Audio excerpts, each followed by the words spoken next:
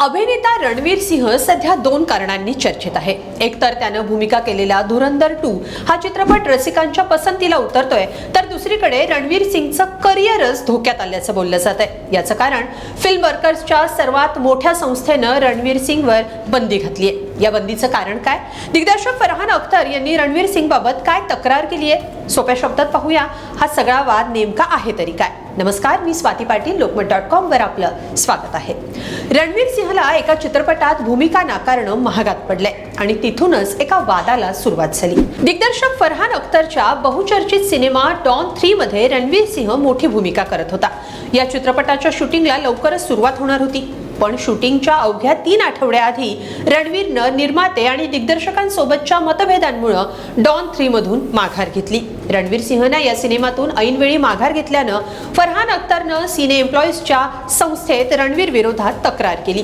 ही संस्था म्हणजे FWICE अर्थात federation of western India cine employees. Farhan अख्तरच्या तक्रारीनुसार रणवीर सिंहनं ऐनवेळी चित्रपटातून माघार घेतल्यानं या सिनेमाच्या निर्मितीवर त्याचा परिणाम होतोय. फरहाननं ही तक्रार करताना 40 कोटींच्या नुकसान भरपाईचीही मागणी केली आहे. फेडरेशन ऑफ वेस्टर्न इंडिया सिने एम्प्लॉईजनं फरहानच्या तक्रारीची गंभीर दखल घेतली. त्यानुसार रणवीरवर आता कठोर कारवाई करत थेट बंदी घालण्याचा निर्णय घेण्यात आलेला आहे.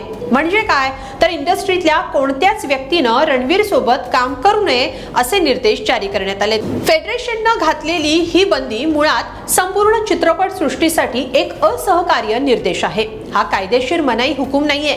म्हणजेच चित्रपटाशी संबंधित कर्मचाऱ्यांना आणि इतरांना शूटिंग किंवा निर्मिती दरम्यान रणवीर सोबत काम करता येणार नाहीये. चित्रपट निर्मिती मोठ्या प्रमाणावर या कामगारांवरच अवलंबून असल्यानं अशा निर्णयांमुळे सध्या सुरू असलेल्या कामात आणि आगामी प्रोजेक्ट्स मध्ये व्यत्यय येऊ शकतो. त्यामुळे सध्या तरी रणवीरच्या अडचणी वाढताना दिसतायत. या सगळ्या वादावर रणवीर सिंगनं काय बाजू मांडली आहे तेही पाहूया.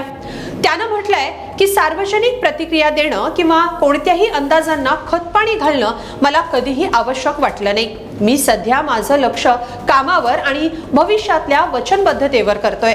डॉन चित्रपटाच्या फ्रँचायझीशी संबंधित सर्व लोकांचा मी आदर करतो. डॉन 3 चित्रपटाला माझ्या शुभेच्छा आहेत. या काळात मी शांत राहणार आहे असं रणवीरनं म्हटलंय. तर डॉन 3च्या निर्मात्यांच्या दाव्यानुसार आतापर्यंत प्री प्रोडक्शनवर 45 कोटी रुपयांहून अधिक खर्च झालाय. यात 200हून अधिक कर्मचाऱ्यांची राहण्याची, शूटिंगच्या ठिकाणांची आणि परदेशातली सगळी व्यवस्था करण्यात आली होती. पण शूटिंगसाठी निघण्याच्या 3 आठवड्यांपूर्वी रणवीरनं चित्रपट सोडला. त्यामुळे नुकसान झाल्याचा दावा फरहान अख्तरनं केलाय. त्यामुळेच रणवीर विरोधात तक्रार करण्याचा निर्णय फरहाननं घेतला.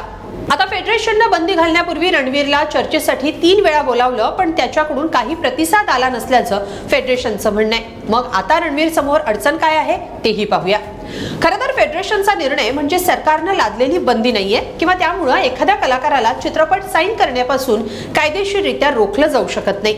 त्यामुळे रणवीर सिंह यापुढे बॉलिवूड चित्रपटांमध्ये काम करणार नाही असं होऊ शकत नाही. पण जोपर्यंत डॉन 3चे निर्माते आणि रणवीर यांच्यातला वाद एखाद्या निष्कर्षापर्यंत पोहोचत नाही, त्यावर तोडगा निघत नाही, तोपर्यंत रणवीर भारतात नवीन चित्रपटांचं शूटिंग किंवा निर्मिती करू शकणार नाहीये. फेडरेशनशी संबंधित लोकांसोबतही रणवीरला काम करता येणार नाहीये. या वादानंतर फरहानच्या मागणीनुसार रणवीरनं अजूनपर्यंत नुकसान भरपाईची रक्कम दिलेली नाही. तर फरहानच्या तक्रारीनुसार फेडरेशननं रणवीरवर बंदी कायम ठेवली आहे. आता या सगळ्या चर्चेतून काही मार्ग निघतो का? हा वाद पुढं काय वळण घेतो हे सगळं पाहावं लागेल. पण तुम्हाला काय वाटतं? रणवीर विरुद्ध फरहानच्या या वादावर तुमचं काय मत आहे? कमेंटमध्ये नक्की लिहा आणि लोकमत.com ला सबस्क्राईब करा. धन्यवाद.